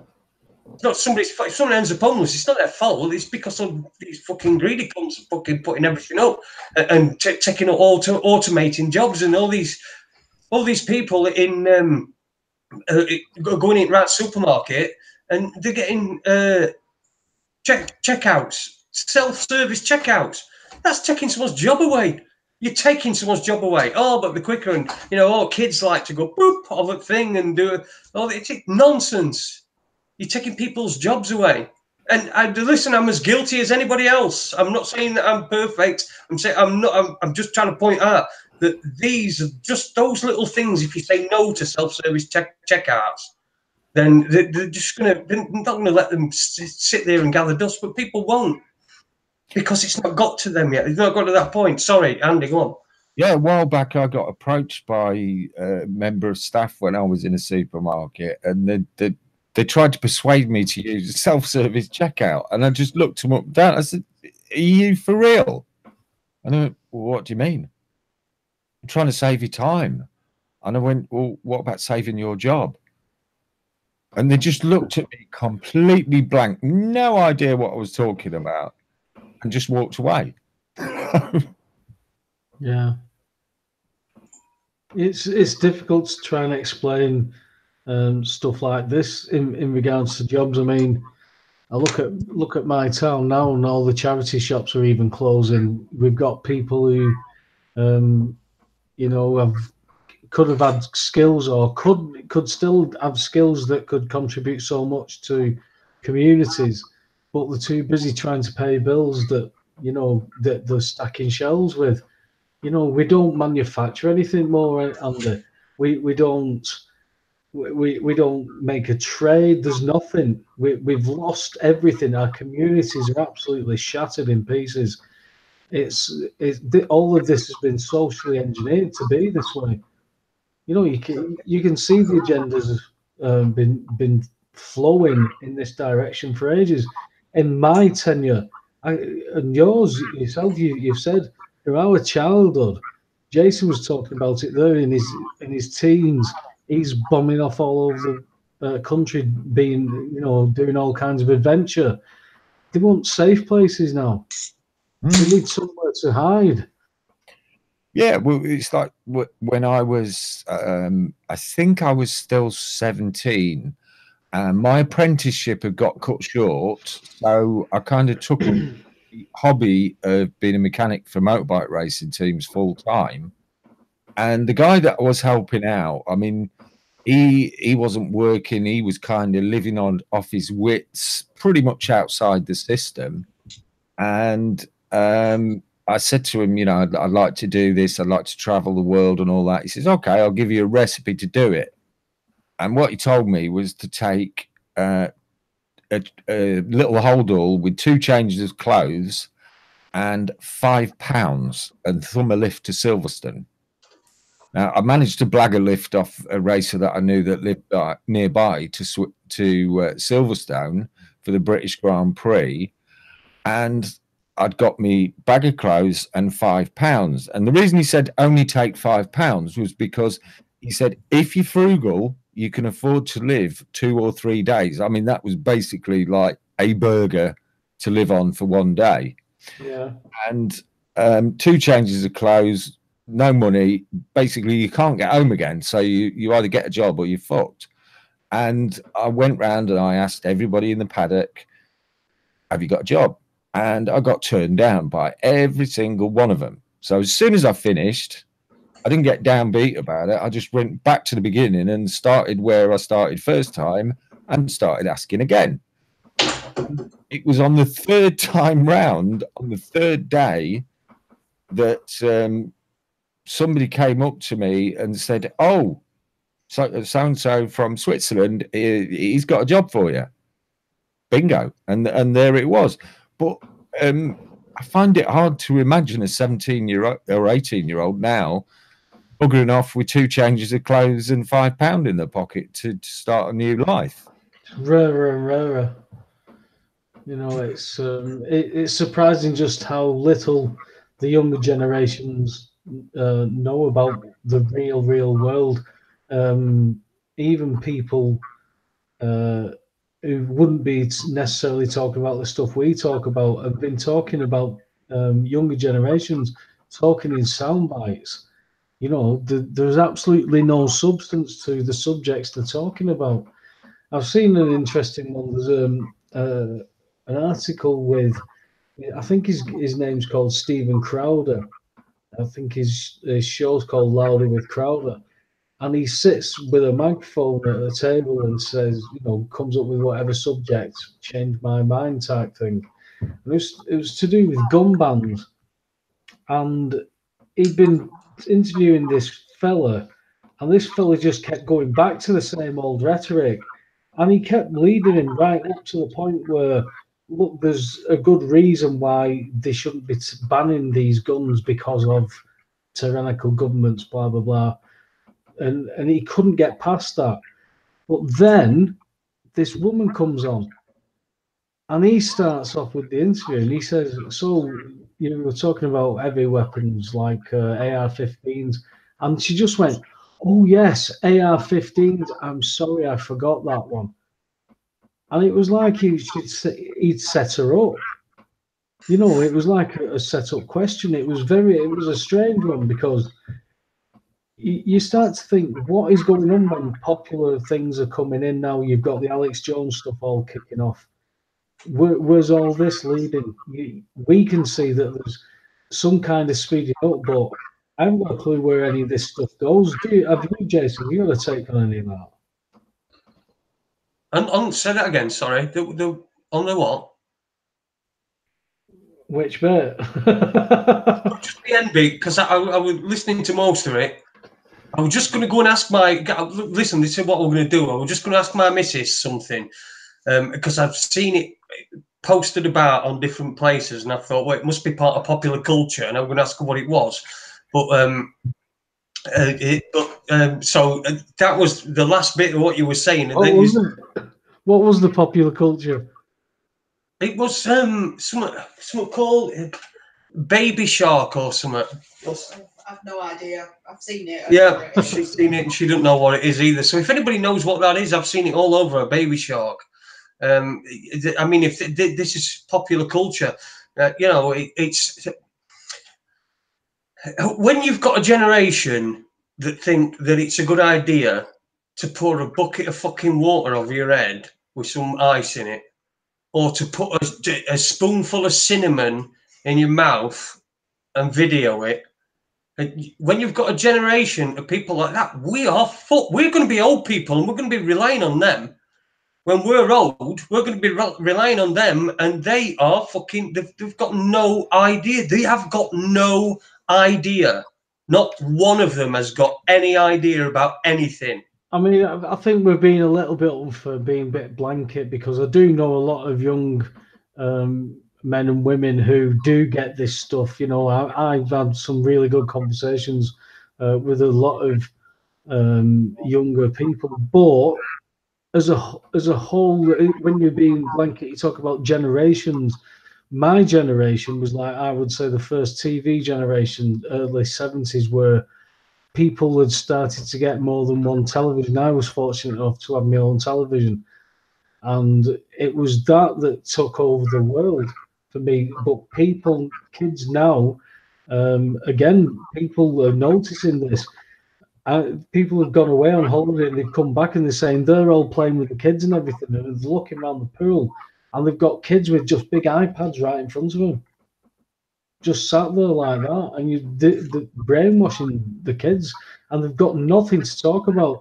They've got kids coming up to them and they can't make eye contact, Jason, because they don't know how to, because they've not had I was just thinking that. I was just thinking, it were. I can't remember when it were, but I was working in a. It would be about 2012, 2013, I think. I finished in 2013, so probably 2012.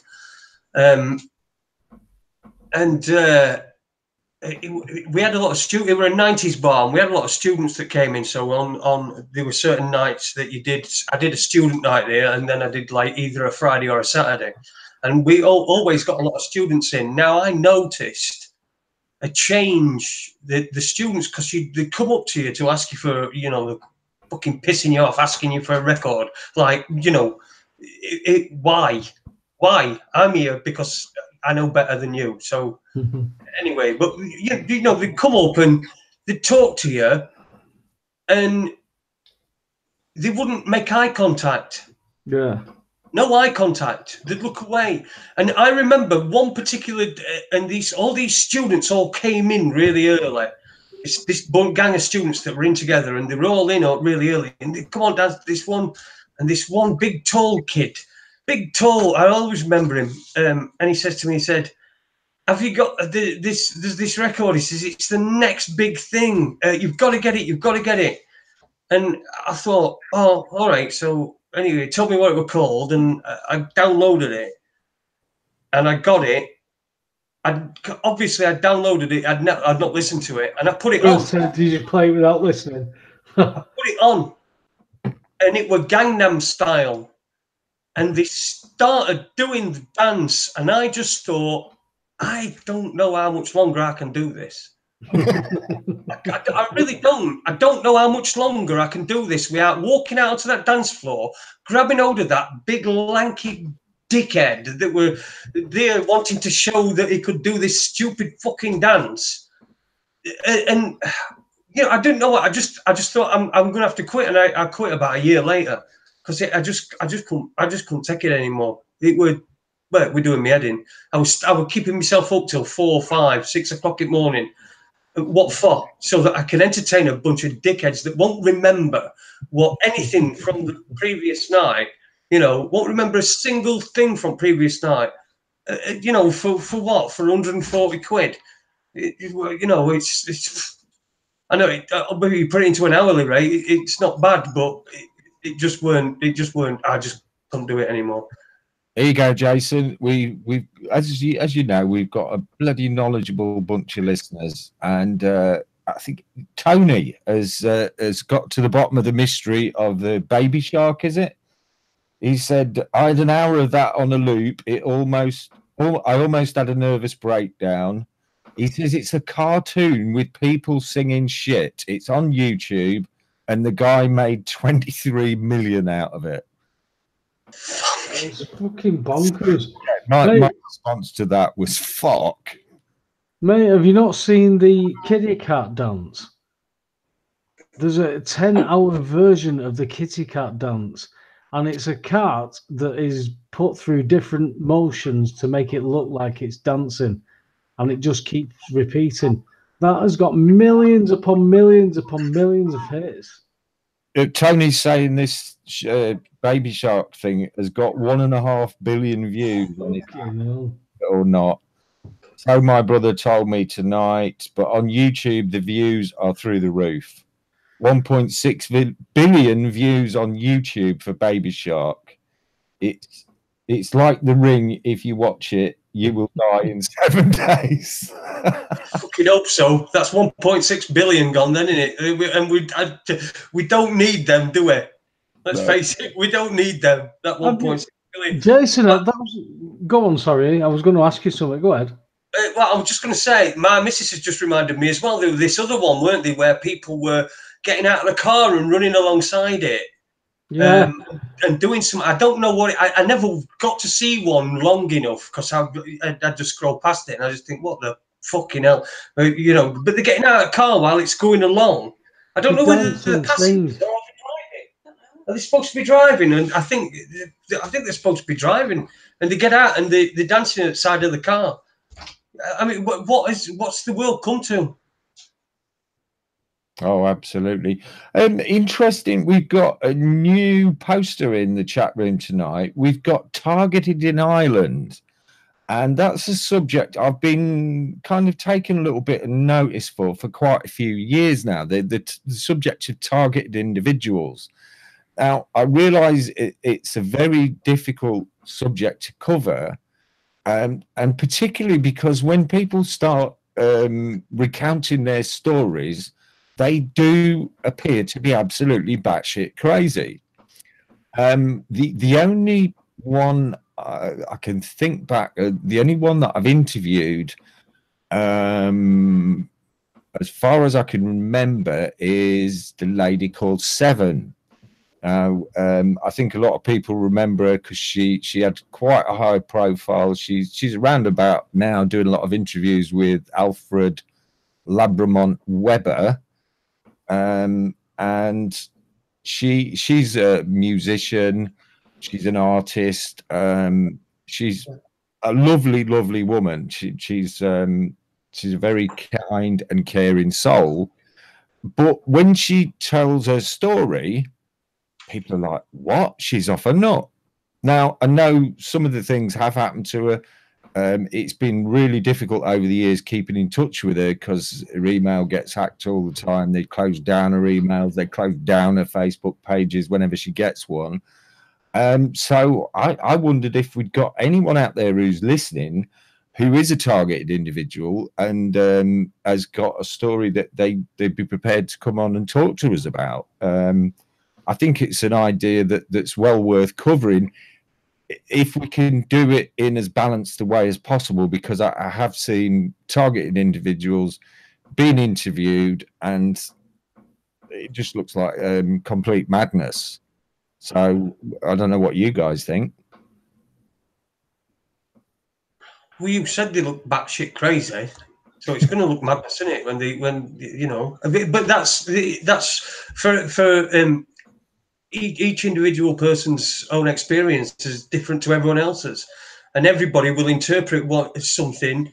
Not interpret something. I'm not talking about people that appear that say that they're targeted. They may very well be targeted, but it all depends on your own perspective, whether you believe somebody based upon a gut feeling, which there's nothing better, nothing that I'd trust more than my gut feeling. So even if someone's telling you some stories and they do appear batshit crazy, as long as you're amenable to the fact that they could be telling the truth, or not misinterpreting something, then obviously a good interview would be a good interview. Yeah, I don't know what's going on your end, Jason, but it appears that out of your right shoulder there's a light getting brighter and brighter and brighter. You're not growing a parrot, are you? Oh, it's a Kangol. Ah, right. Okay. Is that a Kangol with a G?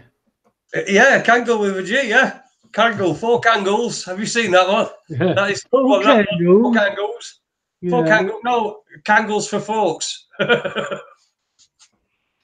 I missed the first part of the conversation, Andy. I didn't know what you was talking about properly because everything froze this end. So what was you talking about for a guest?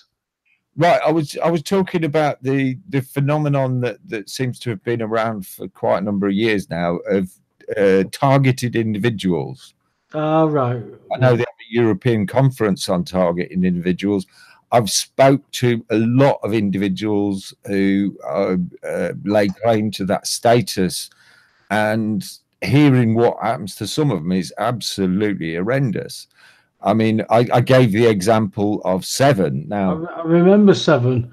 Yeah, a lot of people said, "Oh, Seven, she's off a rocker," but we got a book to do an interview back in the Enemy Within days, and what with the time change in the USA when we're on Truth Frequency, we missed the start of the show because the USA changes their clocks about a month before we do in the spring. Right. So I messaged her to apologise for that and said we'll have to rebook you as soon as we can. And she just called me, and she called me on Skype, and we've sat chatting for about 7.5 hours. It was like, whoa, hang on, what's gone? No, it was about 4.5 hours.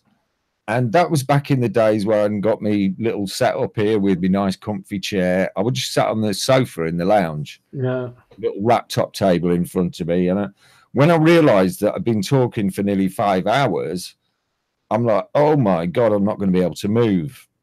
Now, when I went to move, I stood up and I was like, whoa, what's happened there? Because I was completely pain-free.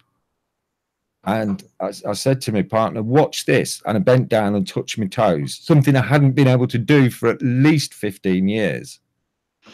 And she went, how did you do that? I went, I don't fucking know. But the funny thing was that when Seven was talking to me, she talked to me about how she did healing for people. Yeah. She does. I only do it for friends. And she said, here's the funny thing. I never tell them I'm doing it. I wait for them to tell me when it's done.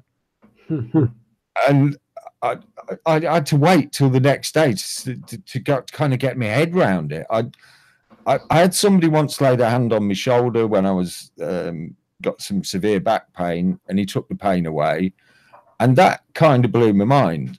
But when I realised that this pain that had been taken away from me stayed away from me from I think it was tea time on Saturday through till about tea time on Tuesday, I had to get in touch with her and thank her for what she'd done. And she just says, well, it's no big deal. We can all do it. We've just forgotten how. Mm-hmm. And I thought, well, because let's face it, a lot of people, if they'd done something to help you like that, they'd be all for claiming the credit and bigging themselves up. She wasn't doing that at all. She says, you could do it. You just need to learn how. Awesome, dude. And it's better that it went tea time to tea time rather than 11s to 11s as well, because then you got a little bit extra time, tea time, from tea time to tea time. Yeah. Okay, I'll go with that. I'm not quite sure how the logic of that works, Jason, but if you say so, I'll go with it. Oh dear. Well, lads, I think we're really nearly at the end of the show. It's been an interesting show, if nothing else. We've covered loads of subjects. We've had our guest earlier on, Gareth Icke, courtesy of Webby. We've got to say all the hard work that Webby puts into getting guests and getting good guests on as well. So we're not indebted to you because you're part of the team, but you know we're thankful. No worries, mate. No worries for what you do. So we've got we're going to be back next week on Monday and Tuesday. Hopefully we'll have well I think if you keep abreast of the website raconteursnews.com or on Facebook at Raconteurs News. Do a search on Facebook, keep up on there and like us, and then you'll get all of the information of what is going to be coming up in the next week. What about a last word from you, Andy? You need to turn your mic. I better unmute my mic first. Thanks to everybody for listening. Thanks to you guys, obviously, and thanks to Gareth. And I look forward to speaking to him again at a bit more length. And I think we're going to play out with one of Gareth's songs. And it's got a, well, I haven't heard it because I only got the link just before we went on air. But it's a bit of a message for us all. It's remember who you are. Good. It's good.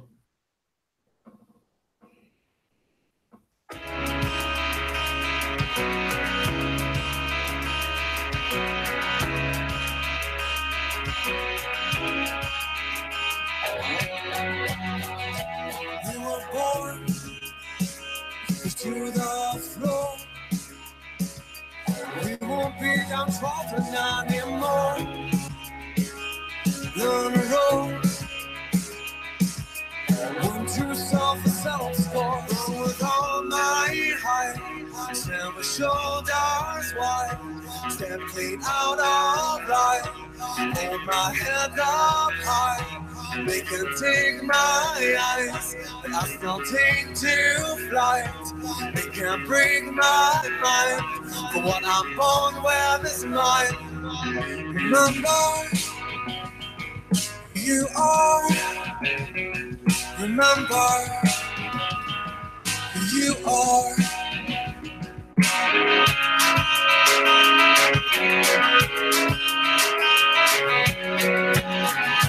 Find your feet, take to the streets, don't comply with glorious belief, there's the leap, has no power over me, run with all my height, stand with shoulders wide, head clean out of life, hold my head up high, they can take my eyes, but I still take to flight, they can break my mind, for what I'm born with is mine. Remember who you are, remember who you are.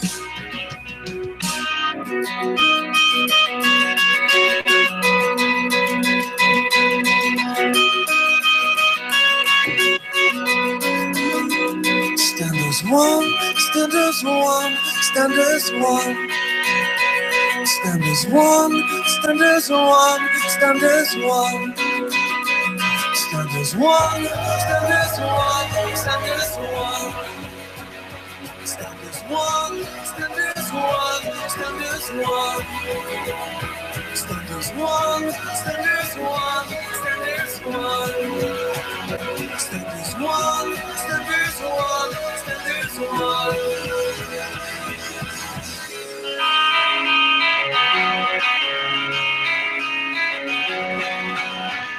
So with all my height, stand with shoulders wide, stand clean out of life, hold my head up high, they can take my eyes, I still take to flight, they can break my mind, what I'm born with is mine. Remember who you are, remember who you are, remember who you are, remember who you are.